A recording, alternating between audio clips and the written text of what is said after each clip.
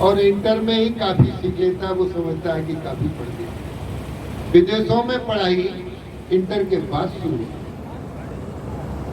अंतर है, अपने यहाँ छात्र उच्च शिक्षा में अपने प्रोफेसर के, अपने प्राचार्य के व्यवहार को सीखता है। पढ़ाई तो इंटर तक पूरी कर लेता है, लेकिन उच्च शिक्षा में क्या है, वो व्यवहार सीखता है। मेरे प्रोफेसर कैसा व्यवहार करते हैं, किस तरीके से उनकी पढ़ाने का स्तर है, किस तरीके की वेशभूषा है, किस तरीके का उनका आचरण है। तो ये सारा ज्ञान किताबों के साथ साथ सारा ज्ञान प्रोफेसर आरपी सिंह के साथ अपने पूर्व कुलपति के द्वारा इस संस्थान को मिलेगा। मैं इसकी बहुत शुभकामनाएं दूंगा। बंधुओं, आज 2 अक्टूबर का दिन है। देश 75वीं आजादी का अमृत महोत्सव। इस अमृत महोत्सव में देश के यशस्वी प्रधानमंत्री माननीय नरेंद्र मोदी जी के साथ, और सच में मोदी जी अपने महान पुरुषों जैसे महात्मा गांधी जी हैं, डॉक्टर भीमराव अम्बेडकर हैं, पंडित दीनदयाल उपाध्याय हैं, उनके सपनों को साकार कर रहे हैं। महात्मा गांधी जी का जीवन, अब आप कल्पना करो, आपने महात्मा गांधी जी का चित्र न्यायालय में टंगा देखा होगा, तो घुटनों तक धोती, नंगा शरीर, धोती लपटी हुई, हाथ में छड़ी। जो व्यक्ति सूट बूट पहनकर जिसने इंग्लैंड में शिक्षा ग्रहण की, उसको देश में आकर आधी धोती पहनना, आधी धोती ओढ़ना, ये क्या था? तो उनकी कल्पना थी कि मेरे देश, उस समय देश के लोग इतने गरीब थे, तन ढकने को कपड़े नहीं थे और पेट भरने को अन्न नहीं थे। तो उन्होंने सोचा कि जैसे मेरे देश के लोग गरीब लोग रहते हैं, ठीक उसी तरीके से मैं अपना जीवन व्यतीत करूं। पहले घर में एक कपड़ा होता था, उसी कपड़े को पहनकर लोग बाहर जाते थे। बहुत समस्या थी। महात्मा गांधी जी ने वो जो देखा था, उसको अपने में उतारने के लिए महात्मा गांधी जी ने घुटनों तक धोती पहनी और आधी धोती ओढ़ी। तब उन्होंने संकल्प लेकर देश आजाद किया। आज हम उस आजाद देश के ऐसे महापुरुष की गांधी जयंती, और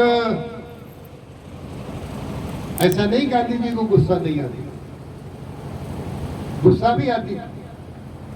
लोग मां खराब स्थिति में कहते हैं कि हम कोई गांधी जी थोड़े हैं, एक झापड़ पे इधर मारा तो इसमें भी मार लो। समय की पुकार थी, समय की आवश्यकता थी। अहिंसा परमो धर्मा उन्होंने ऐसे ही नहीं कहा। एक उदाहरण देकर अपनी बात समाप्त करूंगा। मैंने डॉक्टर आरपी सिंह जी से कहा था थोड़ा समय दूंगा, बोले आप आओ और चले जाओ। फिर भी मैं बोल रहा हूँ क्योंकि इनका ऋण उतारता हूँ। बंधुओं, महात्मा गांधी जी रविन्द्रनाथ टैगोर के आश्रम में मिलने गए। सुबह का समय था, मंत्रणा करनी थी, देश की आजादी के बारे में चिंतन करना था। सुबह को समाचार भेजा, रविन्द्रनाथ टैगोर से कह दो महात्मा गांधी जी मिलने आए। रविन्द्रनाथ टैगोर के सहयोगी जो रहता था, उसको नौकर नहीं कहना चाहिए, हम लोग तो कहते हैं हमारा नौकर है, उनका सहयोगी था। उसने समाचार दे दिया कि रविन्द्रनाथ टैगोर जी को कि महाराज जी महात्मा गांधी आपसे मिलने आए। देर हो गई। फिर महात्मा गांधी जी ने उनको बुलाया कि क्या तुमने कहा नहीं मेरे आने का समाचार? बोले नहीं, मैंने कह दिया। बोले नहीं, जाओ फिर कह के आओ। फिर डांट के महात्मा गांधी ने फिर भेज दिया। फिर बहुत देर हो गई। फिर उसने को बुलाया और बहुत डांटा, कहा कि तुमने कहा ही नहीं है कि इतनी देर मुझे नहीं होती, बहुत देर हो गई, जाओ दोबारा कह के। दोबारा वो तिवारा फिर कहने गया। इसके काफी देर बाद रविन्द्रनाथ टैगोर ने महात्मा गांधी जी को बुलाया। महात्मा गांधी जी ने गुस्सा में कहा, क्या रविंद्र जी आपको मेरे आने का समाचार नहीं मिला? बोले एक बार नहीं 3 बार। रविन्द्रनाथ टैगोर जी ने कहा, आपके आने का समाचार मुझे एक बार नहीं 3 बार मिला, लेकिन मैंने आपको इसलिए नहीं बुलाया, उस समय मेरे केस बिखरे हुए थे, वेशभूषा अस्त व्यस्त थी, पूजा के क्रम में लगा था, मैं ठीक नहीं था और मैं खुले केसों से अस्त व्यस्त शरीर से आपके सामने आ जाता तो एक तरीके की ये हिंसा होती। आप तो ऐसा के पुजारी हैं।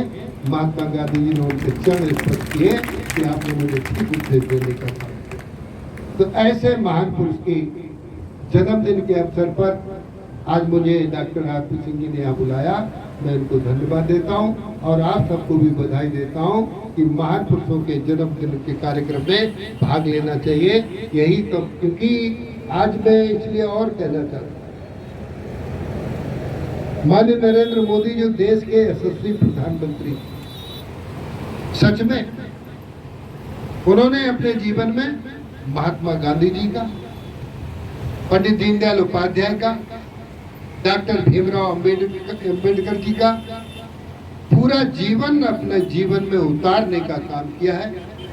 जब 24 मई 2014 को प्रधानमंत्री पद की पहली बार शपथ ली माननीय नरेंद्र मोदी जी ने, तो संसद को मंदिर मानकर साष्टांग प्रणाम किया और कहा, हे कानून की देवी, हे कानून का मंदिर, मैं तेरे अंदर बैठकर ऐसे कानून बना सकूं, मैं पंडित दीनदयाल उपाध्याय का सपना साकार कर सकूं।